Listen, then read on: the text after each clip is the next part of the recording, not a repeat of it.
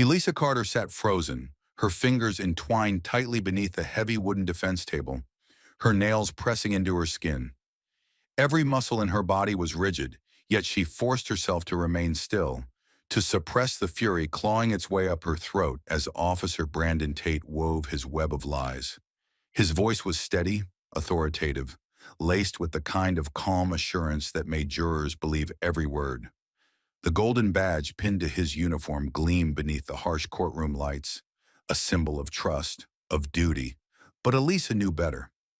"I had no choice but to defend myself," Tate declared, his tone laced with a carefully measured remorse as he turned toward the jury. "Miss Carter struck me first. I was simply doing my job."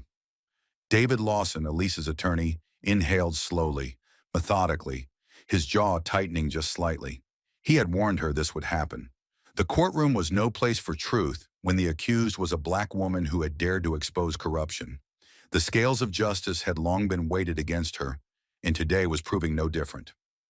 At the judge's bench, Marion Holloway, an older woman with sharp eyes and an unreadable expression, peered over her glasses.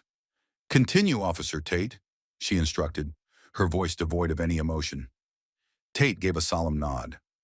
"It was chaos. Protesters surrounded me. I approached Miss Carter in an attempt to peacefully disperse the crowd, but she turned hostile. She shoved me and tried to seize my baton. I had to subdue her." A murmur rippled through the courtroom.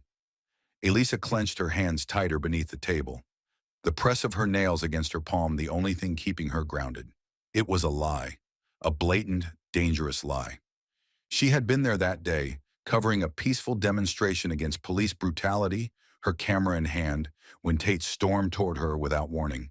He had shoved her to the ground, crushed his knee into her back, and confiscated her phone before arresting her on fabricated charges.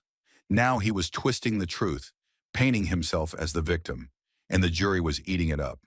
Behind her, Tasha Reynolds sat stiffly in the gallery, gripping the arms of her chair with such force that her knuckles had gone pale. She knew the truth too, but knowing the truth wasn't always enough, not in a courtroom like this. David pushed to his feet, buttoning his suit jacket with practiced precision. His voice was measured, controlled.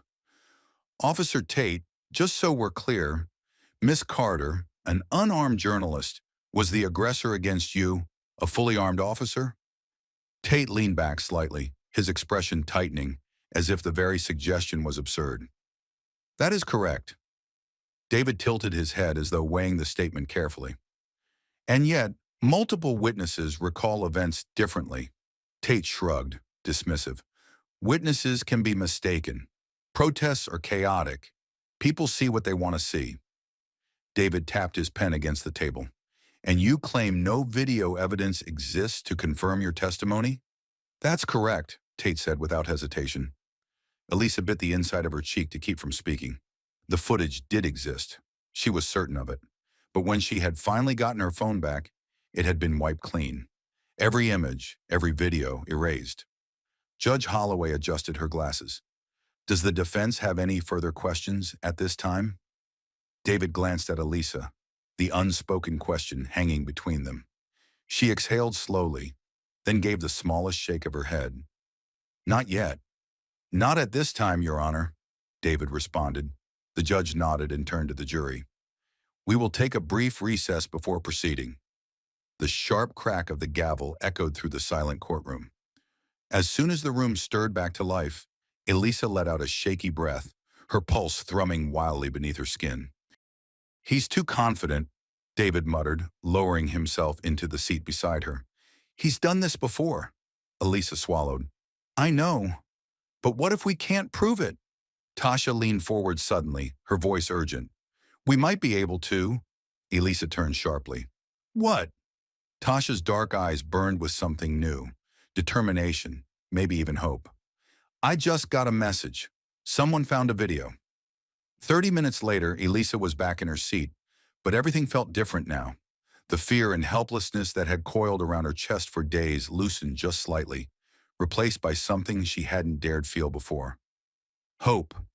David stood as the trial resumed, his voice steady, unwavering. "Your Honor, the defense has obtained new evidence. evidence that directly contradicts Officer Tate's testimony. A ripple of movement spread through the room like an electric current. The prosecutor, Jacob Mills, shot up from his chair. Objection. This evidence was not submitted prior to trial. David remained composed. It was only just uncovered, Your Honor, and it is critical to these proceedings. Judge Holloway studied him for a long moment before exhaling. I want to see it. Tasha passed David her tablet, and he connected it to the courtroom's large screen. The moment the video began playing, the room went deathly silent. The footage was damning. Clear as day, it showed Officer Tate charging toward Elisa, unprovoked. It captured his hand closing around her wrist, yanking her forward. His shove sent her sprawling onto the pavement, where he pinned her down with his full weight. At no point did she attack him. She never even had the chance. Gas rippled through the courtroom. Elisa barely breathed as she watched the scene unfold. The truth she had lived now undeniable, playing out for all to see. The color drained from Tate's face. That footage is taken out of context, he stammered, his voice faltering for the first time. David turned to him, his gaze sharp, unrelenting. Out of context, Officer Tate? He let the silence hang, thick and damning. Do you deny that this is you in the video? Tate's jaw clenched. No, but... David took a slow step closer. Then tell me, Officer Tate, how do you explain this? He pointed at the screen, where Tate, caught in perfect clarity, shoved Elisa to the ground with brutal force. The truth was no longer just a story whispered in hushed conversations, no longer just a plea for justice that fell on deaf ears. It was undeniable, inescapable. And in that moment, the power shifted. Judge Holloway's expression darkened as she lifted a firm hand. This is highly unorthodox. The prosecutor, Jacob Mills, opened his mouth to object, but the judge cut him off before he could get a word out. Save it, Mr. Mills. Her sharp gaze flicked back to the witness stand. Officer Tate, do you have an explanation for what we just saw? Tate's throat bobbed as he swallowed hard. His carefully curated composure was beginning to fray at the edges. I don't recall it happening that way, he finally managed, his voice thinner than before. David seized the opening like a predator moving in for the kill. So you're saying your memory of the incident is faulty? Tate hesitated, shifting uncomfortably. I mean... The courtroom was silent, the air thick with tension, the weight of the moment pressing down on everyone. It was the kind of stillness that only came when truth and consequence collided. And for the first time, Tate found himself standing on the wrong side of it. Judge Holloway leaned forward, her voice low but cutting. Officer Tate, I strongly advise you to choose your next words very carefully. A long, suffocating pause. Then finally, with a barely audible breath, Tate muttered, I may have misremembered some details. David's smile was slow, calculated, but there was no warmth in it. Misremembered, he echoed, his tone laced with disbelief. A murmur swept through the room like a rising tide. The jurors, once transfixed by Tate's authority, now wore different expressions: uncertainty, skepticism, doubt. The trust he had leaned on so heavily was slipping through his fingers like sand. By the time court adjourned for the day, Elisa could feel the shift in power like a change in the wind. Hours ago, she had been drowning beneath the crushing weight of a system designed to silence people like her. But now Tate was the one scrambling, his once unshakable confidence cracking. Tasha clutched her arm, eyes wide with something between disbelief and exhilaration. That was huge, she whispered. He cracked. David exhaled, rubbing a hand over his jaw. And tomorrow, he said, we push harder. For the first time in weeks, Elisa allowed herself to breathe. She had a chance, a real one. But she knew deep in her bones that this was far from over. This was only the beginning. The next morning, the air inside the courtroom was thick with anticipation. Tate walked in, his back straight, his shoulders squared, but Elisa saw it now, the barely concealed panic lurking behind his eyes. His fingers twitched as he adjusted his uniform, the very badge he had once worn like armor, now feeling more like a target. She sat beside David, her pulse hammering against her ribs. Today was the day they had to break him. Judge Holloway entered, commanding the room with nothing more than her presence. The gavel struck once. "Court is now in session," she announced. "Mr. Lawson, you may proceed with your cross-examination." David stood with the same practiced calm that made him dangerous. "Officer Tate," he began, "let's revisit your testimony from yesterday." Tate's jaw tensed. "Yes, sir." "You stated under oath that Miss Carter assaulted you, that no video evidence existed. And yet, as we all saw, clear footage contradicts your statement." David took a measured step forward, his voice unwavering. "So tell me, Officer Tate, were you lying then, or are you lying now?" A hushed ripple spread through the courtroom. Mills sat stiffly at the prosecution table, his lips pressed into a thin, bloodless line. He had been blindsided yesterday, and now his star witness was crumbling before his eyes. Tate swallowed, his Adam's apple bobbing. I made a mistake," he stammered. "It was a chaotic situation. I misinterpreted the events in the moment." David arched a brow, his tone like steel. "Misinterpreted?" He took a step closer. "You tackled an unarmed woman to the ground, kept your knee on her back, filed a police report stating she attacked you first." He let the words hang in the charged air. "That's not a misinterpretation, Officer Tate. That's perjury." Tate's mouth opened, but no words came. His silence was deafening. David didn't stop. "Tell me, officer, was this really just an isolated mistake?" His eyes sharpened, pinning Tate in place. "Or have you done this before?" The courtroom held its breath. Tate's gaze darted toward the prosecution table, searching for an escape, an outstretched hand. But Mills wasn't looking at him. He had already seen the writing on the wall. He knew Tate wasn't worth saving anymore. Tate's lips parted, his voice barely above a whisper. I... The heavy wooden doors at the back of the courtroom creaked open. The entire room turned. A man in uniform stepped inside. His presence sent a shockwave through the space. Officer Miguel Ramirez. Elisa's breath caught in her throat. Tate's face drained of what little color remained. His leg bounced anxiously beneath the table, his fingers curling into fists. Judge Holloway adjusted her glasses, her eyes narrowing. "Mr. Lawson, care to explain?" David turned back to the jury, his voice clear, unwavering. "Your Honor, Officer Ramirez has come forward with damning information, not just about Officer Tate, but about a pattern of false reports and cover-ups within the department." A collective gasp broke through the room. Elisa's pulse thundered in her ears. She had known something big was coming, but this was beyond what she had dared hope for. David stepped toward the new witness. "Officer Ramirez, how many years have you served in the department?" 10, Ramirez answered, his voice steady despite the tension radiating from Tate's corner of the room. David nodded. "And during those years, have you witnessed misconduct by Officer Tate?" Ramirez shifted in his seat, then exhaled. "Yes." The room erupted in shocked whispers. Tate shook his head furiously, his leg bouncing even harder. "This is ridiculous." Judge Holloway's gavel cracked against wood. "Quiet, Officer Tate," she warned. "You'll have your chance." David turned back to Ramirez. "Please, continue." Ramirez hesitated for only a fraction of a second before speaking. "There have been incidents," he admitted. "Several reports of excessive force that were ignored or altered. False accusations made against civilians, especially against black and brown individuals." He swallowed, his throat working around the weight of his own admission. I should have spoken up sooner." Behind Elisa, Tasha let out a sharp breath, her grip tightening on the bench in front of her. The walls Tate had built for himself, walls reinforced by privilege, by fear, by a system that had always shielded him, were beginning to crumble. And for the first time, Elisa saw something raw and unfiltered in his eyes.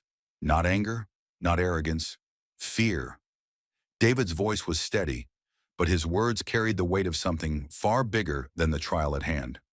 "This isn't just about one case, Officer Ramirez. This is about a pattern, a system." His gaze was unwavering as he asked the question that hung over the courtroom like a storm cloud. "And you have proof of this?" Ramirez exhaled, his nod slow but deliberate. "I do," he said, his voice carrying the gravity of a man who had carried guilt for far too long. "I have copies of altered reports, cases where Officer Tate and others fabricated charges against innocent people." The courtroom erupted, gasps, whispers, disbelief. Judge Holloway's gavel came down with force, slicing through the chaos like a blade. "Order!" she demanded, her voice sharp with authority. "This is a courtroom, not a town square." Tate sat rigid, his pulse visibly hammering at the side of his neck. He looked like a cornered animal, eyes darting wildly as if searching for an escape. He turned to Mills, his lifeline, but the prosecutor refused to meet his gaze. David let the silence stretch. Let the moment breathe before delivering the final blow. "Officer Ramirez, why are you coming forward now?" Ramirez's jaw tightened. "Because I'm tired," he said, his voice thick with emotion. "Tired of watching innocent people get thrown into jail while men like Tate walk free." Something inside Tate snapped. His chair screeched against the polished floor as he lurched to his feet, his face twisted with fury, his voice shaking with rage. "This is a goddamn witch hunt," he bellowed, his voice raw, desperate. "You're all out to get me." Mills groaned, rubbing his temples. "Sit down." But Tate was past the point of reason. His desperation had cracked open like a wound that could no longer be ignored. "This is what happens when you side with criminals," he spat, his eyes burning with hatred as they locked onto Alyssa. "You think you've won?" His lip curled in disgust. "You're nothing but a troublemaker. If people like you just shut up, none of this would be happening." The room froze. Alyssa didn't flinch. She had seen men like him before. Men who wore their authority like armor, who believed their power made them untouchable. But right now, in this moment, Tate wasn't untouchable. He was unraveling, and everyone could see it. Judge Holloway's face darkened with anger. "Enough!" Her voice was steel, sharp, and final. "Officer Tate, as of this moment, you are under investigation for perjury and falsifying police reports." She turned to the prosecution table, her gaze slicing through Mills like a knife. "Mr. Mills, I expect the district attorney's office to take swift action." Mills let out a slow, resigned breath. "Yes, Your Honor." Tate sputtered, his bravado crumbling into something desperate, something pathetic. You can't do this. I was just doing my job." Judge Holloway leaned forward, her voice colder than ice. "And now you'll answer for it." Two officers approached Tate, their expressions unreadable. The sound of handcuffs clicking around his wrists rang through the silent courtroom. And just like that, his reign was over. The trial wasn't finished, but Alyssa could feel it. The tide had turned. As the crowd began to disperse, murmurs of disbelief and vindication filled the air. Tasha grabbed Alyssa's arm, her grip trembling with barely contained exhilaration. "Do you realize what just happened?" she breathed. "This wasn't just about you, Alyssa. That was about all of us." David ran a hand over his face, exhaustion and triumph battling for space in his expression. "Tate's done," he muttered. "And with Ramirez's testimony, this is going to explode beyond this courtroom. The department can't cover it up anymore." Alyssa swallowed hard, the gravity of it settling deep in her bones. "We're making history." David nodded. "Yeah." His voice softened. "But the fight isn't over yet." And she knew he was right. Exposing one corrupt officer wasn't the end. The entire system had allowed this to happen, protected it, nurtured it, thrived on it. They weren't going to let this slide without a fight. Alyssa squared her shoulders, a fire igniting in her chest. "Then let's make sure the whole world knows the truth." This wasn't just about her anymore. This was about every voice that had been silenced before her. The tension in the courtroom was still thick when Judge Holloway's gavel cracked against the bench, commanding order. "We are in a court of law, not a circus," she declared, her voice slicing through the remnants of the chaos. At the defense table, Alyssa sat, her heart pounding so hard it echoed in her ears. Across the room, Tate stood frozen, his hands locked in metal restraints, his face a war zone of panic and rage. He had lied. He had falsified reports, and now the world knew it. But this wasn't the end. Alyssa knew that exposing him was just the first domino to fall. The officers, the prosecutors, the department heads who had shielded him for years. They were all scrambling now, their grip on power slipping, their carefully constructed walls beginning to crack. David stood beside her, unwavering. "Your Honor," he said, his voice measured but unyielding, "given the overwhelming evidence presented today, we request that all charges against Miss Carter be dismissed immediately." Mills, still seated at the prosecution table, looked like a man drowning. He had lost. He knew it. But the shame of defeat was bitter, and he wasn't ready to swallow it just yet. "Your Honor," Mills began hesitantly, his voice lacking its usual confidence. "This case has taken unexpected turns, but I'd like to request a short recess before any final decisions are made." David scoffed, shaking his head. "A recess?" He crossed his arms. "You mean time for the prosecution to figure out how to salvage what's left of their case?" Judge Holloway's expression hardened. "Mr. Mills," she said, her tone laced with finality, "given that the state's primary witness, Officer Tate, has been caught in multiple lies, I see no further need for delays. The truth has been made abundantly clear." Mills exhaled sharply, his lips pressed into a thin line. He had no more cards to play.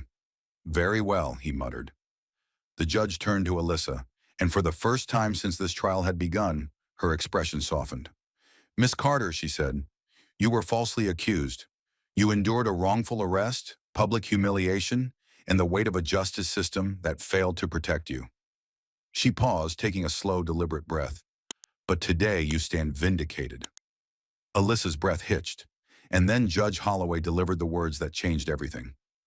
"All charges against Miss Carter are hereby dismissed." The gavel struck wood. The sound rang through the courtroom like a gunshot of victory. Alyssa closed her eyes. Relief washed over her in waves, powerful and undeniable. It was over. Or at least, this part was.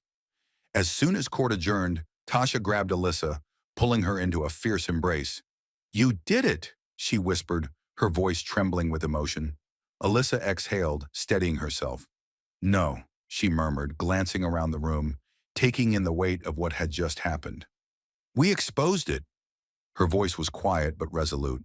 "That's not the same thing." David met her gaze, and she knew. They weren't finished. Not yet. David's expression was unreadable, his eyes distant, as if piecing together a puzzle far bigger than any of them had anticipated. "She's right," he murmured at last. "Tate's going down." He exhaled slowly, his jaw tightening. But he wasn't working alone. Tasha's excitement dimmed, her face clouding with the weight of reality. "You think they'll try to cover this up?" David's nod was grim. "They always do." And sure enough, the backlash was swift, brutal, and entirely predictable. Within hours, the police union released a carefully worded statement painting Tate as the victim, claiming he had been unfairly targeted by political forces. The department, scrambling for damage control, announced an internal investigation, a hollow promise Alyssa recognized for what it was. They weren't looking for justice. They were looking for a way to bury the rest of the corruption before it reached the public. The headlines spread like wildfire. "Exposed officer caught lying under oath. What else is being hidden?" "Journalist falsely accused, cleared of all charges." "Department in crisis, scrambles to contain. Fallout after officer's lies revealed." But it was one headline in particular that sent a chill through Alyssa's veins. "Protesters clash with police after explosive trial verdict." It had started almost immediately.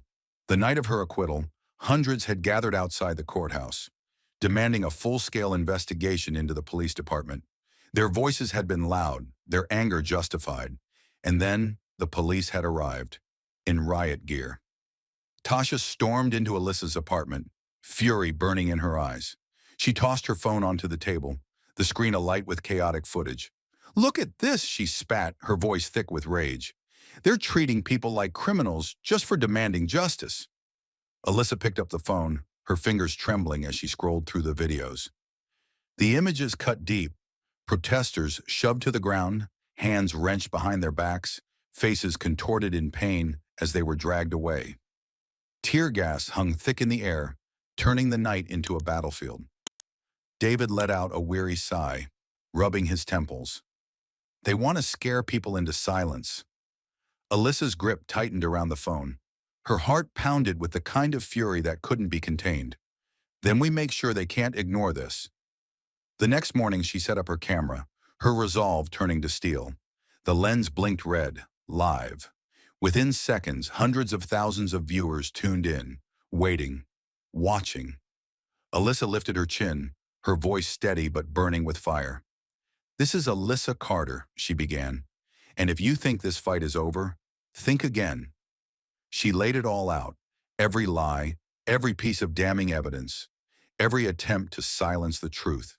The trial, the falsified reports, the corruption that ran deeper than one officer, and now the police's latest move, suppressing the voices of those who dared to demand justice. "This isn't just about me," she continued, the weight of her words pressing against the silence. "How many others have been falsely accused, locked away? How many never got the chance to prove their innocence?" The comments flooded in, a tidal wave of solidarity and fury. "We stand with you. How do we help? Expose them all." Beside her, Tasha's fingers flew across her laptop keyboard. Her eyes flicked up, wide with disbelief. "Alyssa," she murmured, "this is blowing up. People are watching." Good, because the police weren't the only ones who could control the narrative. In the weeks that followed, the impact rippled outward, unstoppable. More whistleblowers stepped forward, each confession peeling back another layer of deceit. Years of fabricated reports, wrongful arrests, abuses of power. The skeletons hidden in the department's closet were tumbling out faster than they could be buried. The mayor had no choice but to respond, ordering an independent investigation into the police force. High-ranking officials who had once been untouchable suddenly found themselves under scrutiny. Alyssa's story had become more than a case. It was a movement. The conversation could no longer be ignored. The public was demanding accountability, the pressure mounting on the justice system to answer for its failures. And then the final bitter twist came. Officer Brandon Tate, the very man who had sworn he was innocent, made his last desperate play to save himself. He cut a deal. He would testify against the system that had once shielded him. The irony was almost poetic. A month later, Alyssa found herself walking past the courthouse again. But this time, she wasn't a defendant. She wasn't a victim. She was something else entirely. Tasha nudged her gently. "You ever think about what's next?" A small smile ghosted across Alyssa's lips. "Yeah, I do."